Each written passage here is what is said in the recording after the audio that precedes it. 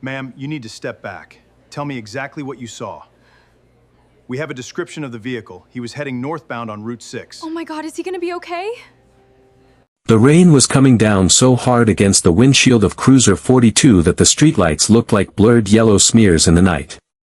Officer Marcus Vance sat in the driver's seat, his hands resting on the steering wheel, watching the main entrance of Oak Ridge High School. It was nearly 9 o'clock on a Tuesday evening, and the school was almost entirely dark, except for the harsh fluorescent lights glowing in the gymnasium windows. Marcus had been on the force for 14 years. He had seen everything this small town had to offer, from petty vandalism to bitter family disputes that tore neighborhoods apart. But tonight, he was responding to a call that seemed utterly routine. A teacher had called dispatch reporting a break-in, claiming a young male was trespassing in the East Wing after hours. Marcus stepped out into the freezing downpour, pulling his rain jacket tight around his chest. He didn't draw his weapon, but his hand rested naturally on his duty belt as he pushed through the heavy metal doors of the school. The sudden quiet of the hallway was almost deafening compared to the storm outside. The smell of floor wax and damp wool filled the air. Marcus walked slowly down the main corridor, his heavy boots squeaking softly against the linoleum. That was when he heard it, a soft, frantic metallic scraping coming from the row of lockers near the administrative office. He rounded the corner, flashlight beam cutting through the dimness, and caught a figure frozen in place.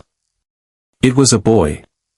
He couldn't have been older than 14, small for his age, soaked to the skin, and holding a heavy steel crowbar jammed into the seam of locker 142. The kid was trembling so violently that the crowbar was vibrating against the metal door, making a sharp, rhythmic clinking sound. He looked like a cornered animal, his eyes wide, hollow, and darting toward the exit.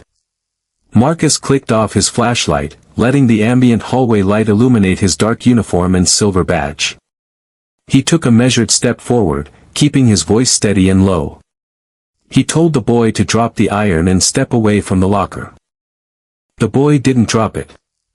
Instead, he gripped the metal bar tighter, his knuckles turning white, and took a frantic step backward. He breathed in ragged, desperate gasps, his lips moving as if he wanted to speak, but no sound came out. Marcus took another step, closing the distance between them.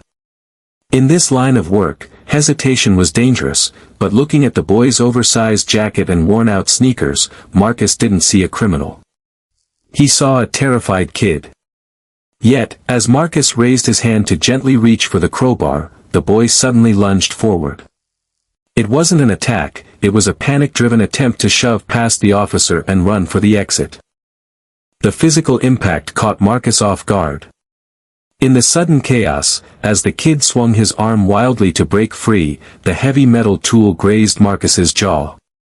Instinct took over before logic could intervene. The sudden shock of pain, combined with years of high-stress tactical training, triggered a reflex. Marcus raised his right hand and struck the boy across the face with a loud, echoey slap that shattered the silence of the hallway. The kid stumbled backward, hitting the locker doors hard before sliding down to the polished floor. He clutched his left cheek, staring up at the officer with a look that wasn't anger, but total, utter heartbreak. Marcus froze, his own hand burning, his heart hammering against his ribs. The anger melted instantly into a cold wave of regret. He had crossed a line, and he knew it. He took a deep breath, dropping to one knee to apologize, to make sure the kid was okay. But before he could speak, the kid slowly lowered his hand from his face. The hallway light caught the boy's features clearly for the first time. Marcus's breath caught in his throat. Up until this moment, he had assumed he was dealing with a local delinquent. But looking into those terrified brown eyes, Marcus recognized the subtle shape of the jaw, the slight curve of the nose, and the faint scar near the eyebrow. It was Eli. Eli was the son of Sarah Vance, Marcus's younger sister who had passed away 7 years ago in a car accident that still haunted Marcus every single day. After Sarah died, Eli had been taken in by his father, a man named Thomas who had pulled the boy away from the family and vanished into the neighboring county. Marcus had spent years looking for Eli, fighting through custody battles and jurisdictional red tape, only to lose the trail completely 4 years ago. Now, here he was, standing in a dark hallway, having just struck the nephew he had sworn to protect, the last living memory of his sister. Eli looked at Marcus's badge, then up at his face.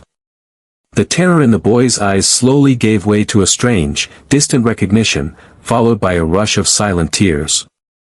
Marcus stretched out a trembling hand, whispering the boy's name, but Eli pulled away, pressing his back flat against the cold metal lockers.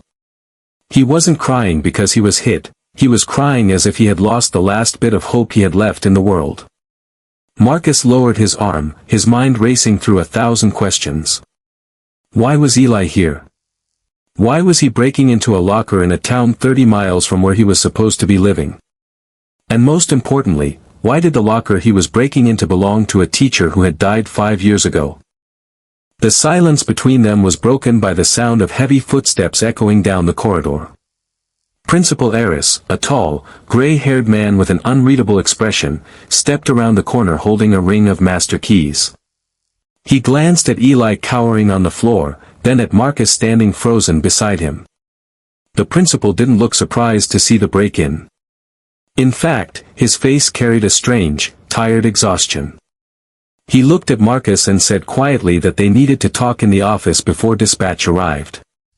But as Marcus looked down at Eli, the boy reached out with a trembling finger and pointed not at the locker he was breaking into, but at the principal's leather jacket, where a small, blood-stained brass key was hanging from a clasp.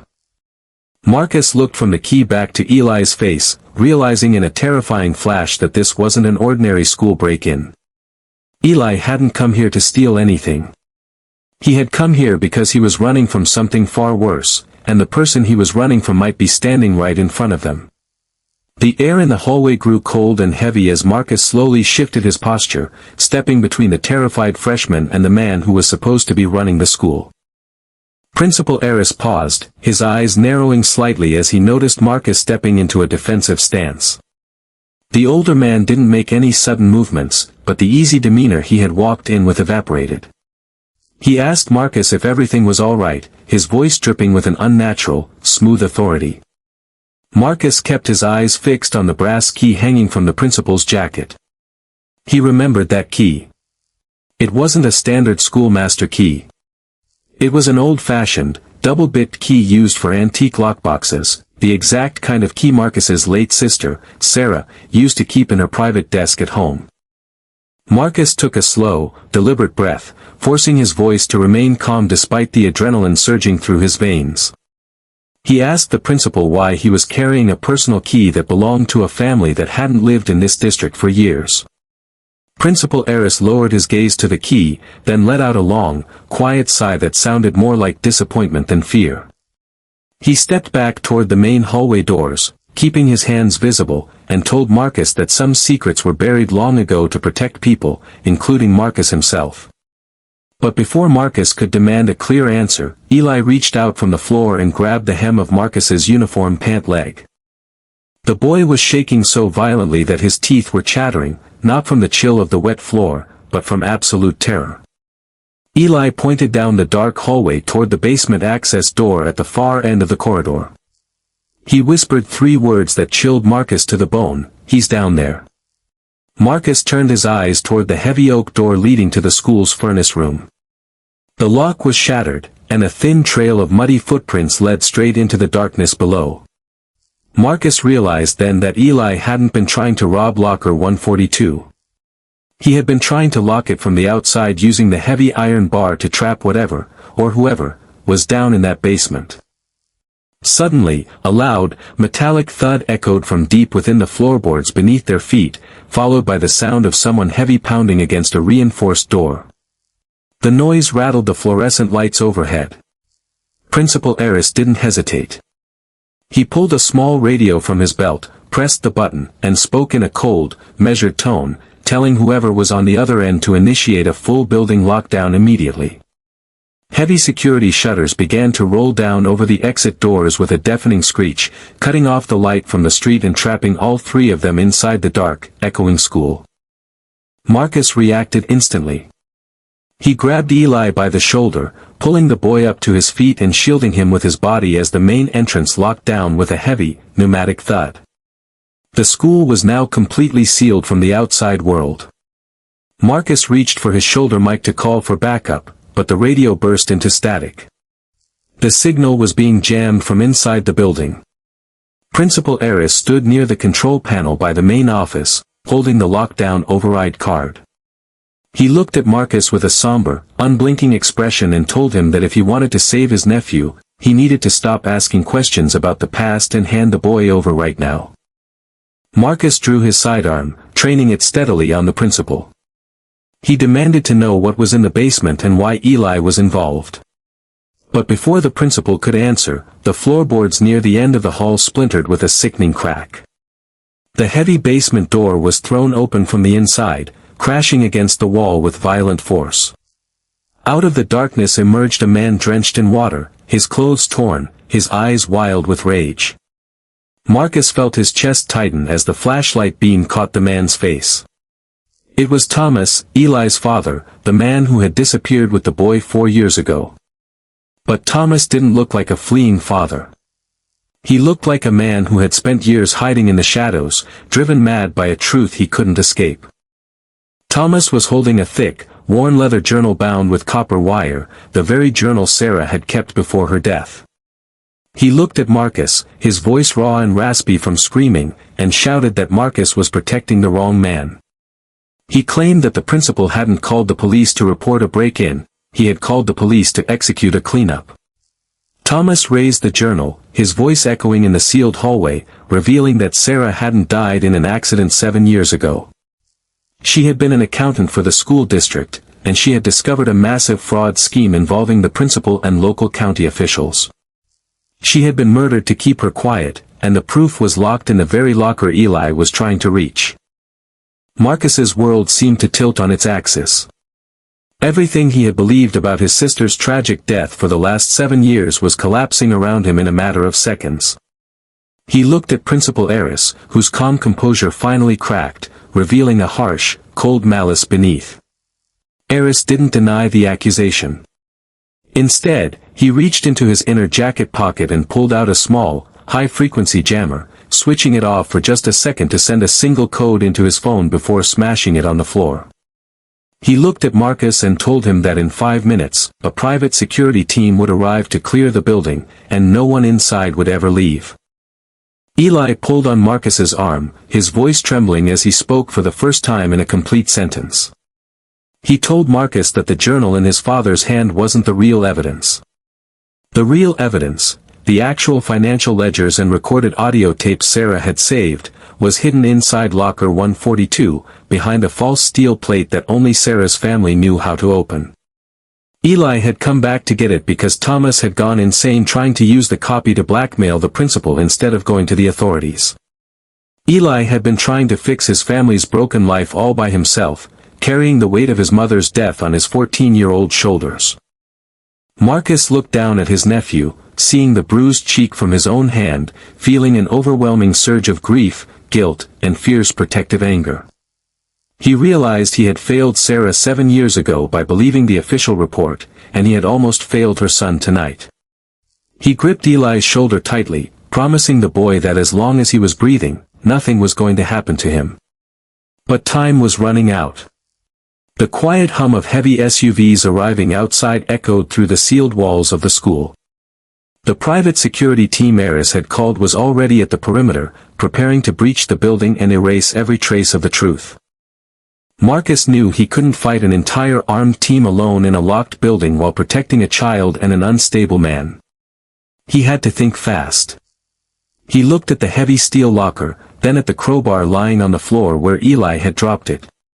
He realized that the only way out was not through the locked front doors, but through the ancient, forgotten utility tunnels that ran beneath the school's old boiler room, tunnels that mapped directly to the town's storm drainage system.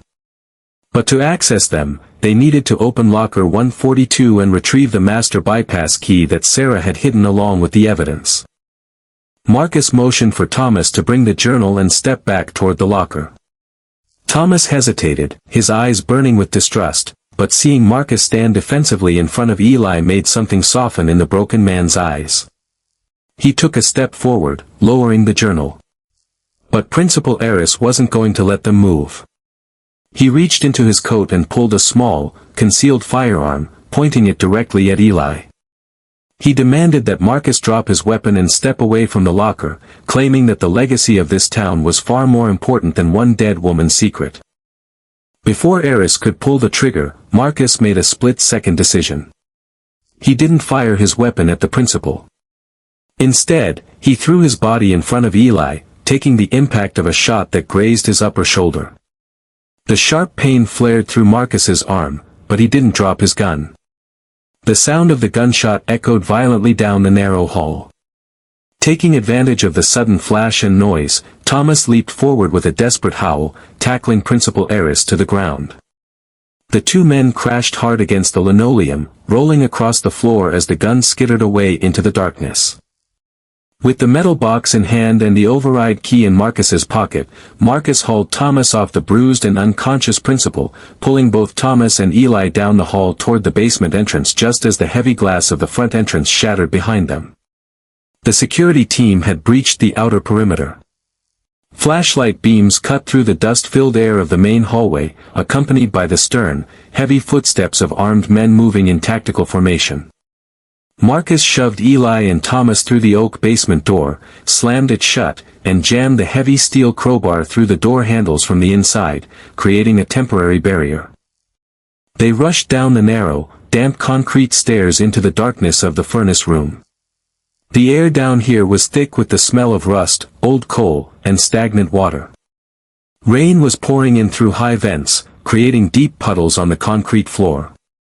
Marcus pulled the heavy brass key from his pocket and located the rusted iron door set into the back wall of the boiler casing, the entrance to the old municipal drainage network that had been closed off decades ago.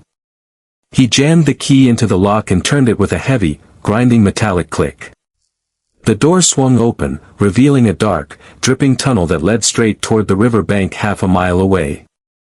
Marcus turned to Thomas and Eli, his breath coming in heavy, ragged gasps as blood slowly soaked through the shoulder of his uniform jacket. He handed the tarnished metal box to Eli, looking the boy dead in the eyes. He told Eli that inside that box was his mother's truth, her legacy, and her final attempt to make sure he was safe.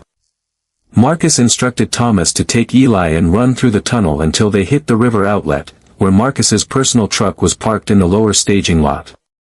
He pulled his truck keys from his belt and pressed them into Thomas's hand, telling him to get Eli out of the county and drive straight to the state police headquarters 2 districts over. Thomas looked at Marcus, his face pale and washed with shame for having kept Eli hidden for so many years out of fear and mistrust. He asked Marcus what he was going to do, knowing that someone had to stay behind to hold the basement door and prevent the security team from following them into the narrow tunnels.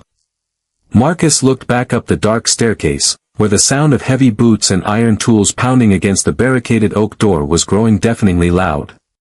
The crowbar holding the handles was already beginning to bend under the force of the breaching tools above. Marcus looked at Eli one last time.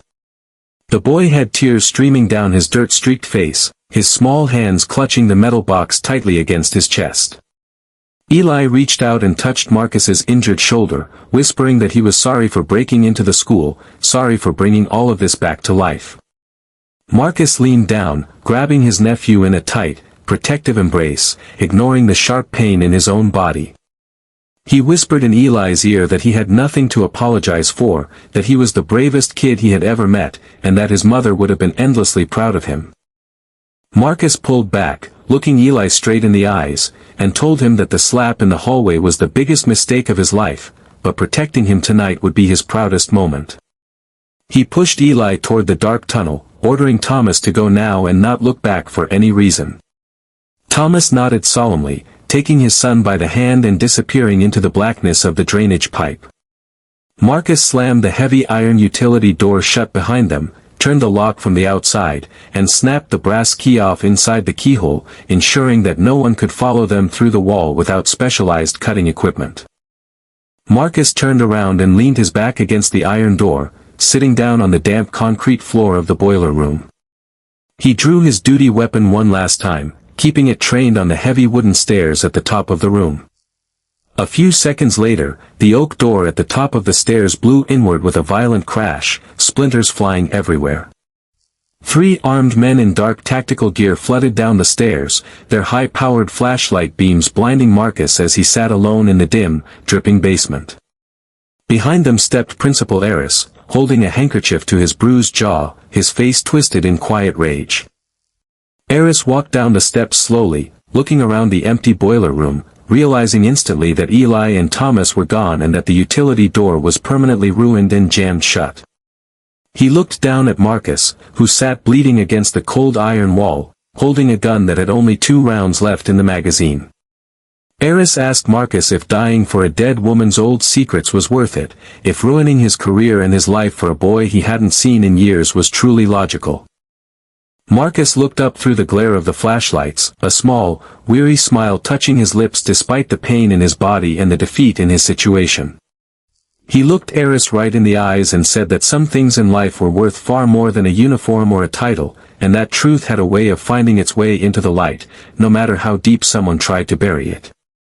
Eris's face darkened, and he raised his hand to order his men forward to disarm and secure Marcus, believing he had won by securing the officer and isolating the building. What Eris didn't know was that when Marcus had first reached the basement and retrieved the brass key from Eli, he hadn't just unlocked the utility door. Before stepping into the boiler room, Marcus had secretly activated his shoulder radio's emergency beacon, a hardwired, analog panic frequency built into every police officer's rig that bypassed local signal jammers by bouncing directly off state police towers. For the last 10 minutes, every word spoken in that hallway and basement, including Eris's confession and the sounds of the gunshot, had been broadcast live to the state police dispatcher 20 miles away.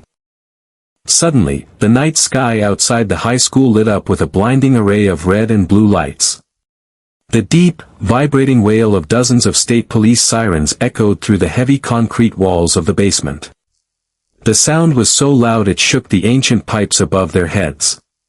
The tactical men froze, looking up at the ceiling as the heavy stomping of state troopers breaching the upper floor echoed down through the building. The state police hadn't just arrived to respond to a local disturbance, they had arrived with a full tactical team after hearing a decorated officer in distress on an open emergency channel. Principal Eris's face went completely white as the reality of the situation washed over him. He stepped back, dropping his handkerchief, his confidence completely shattered as heavy boots thundered down the basement stairs. State troopers flooded the furnace room, weapons drawn, shouting commands for everyone to get on the ground. Within seconds, Eris and his hired security team were forced to the floor, handcuffed, and stripped of their weapons. Marcus slowly lowered his own firearm, letting out a long, heavy breath as 2 state troopers rushed to his side to apply pressure to his bleeding shoulder and help him to his feet. As they lifted Marcus toward the stairs, he looked back at the rusted iron utility door set into the wall. He knew that out in the darkness, half a mile away down near the river, Eli and Thomas were safe, driving toward the state capitol with the evidence that would finally clear Sarah's name and put an end to the corruption that had destroyed their lives 7 years ago. The physical pain in his shoulder was nothing compared to the profound sense of peace that filled his chest. For 7 years, he had lived with the guilt of feeling like he had abandoned his sister, but tonight, he had finally finished what she had started. 3 months later, the morning sun was bright and warm over the small county courthouse. The scandal that had rocked the town had finally come to an end. Principal Eris and 4 local officials had been convicted on multiple federal charges, including grand embezzlement, conspiracy, and obstruction of justice, based directly on the financial ledgers and audio recordings recovered from Locker 142. Sarah Vance's name had been completely cleared in the public record, her memory restored as a hero who had sacrificed everything to stand up against systemic corruption in her hometown. Marcus stood on the granite steps of the courthouse, wearing a clean, crisp uniform. His shoulder had healed, though a faint scar remained beneath his shirt, serving as a constant reminder of that cold, rainy night in the school hallway.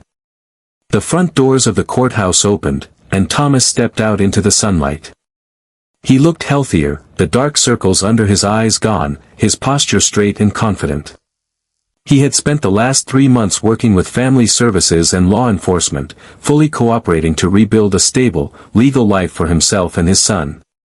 He walked up to Marcus, shook his hand with deep, quiet gratitude, and nodded toward the courtyard.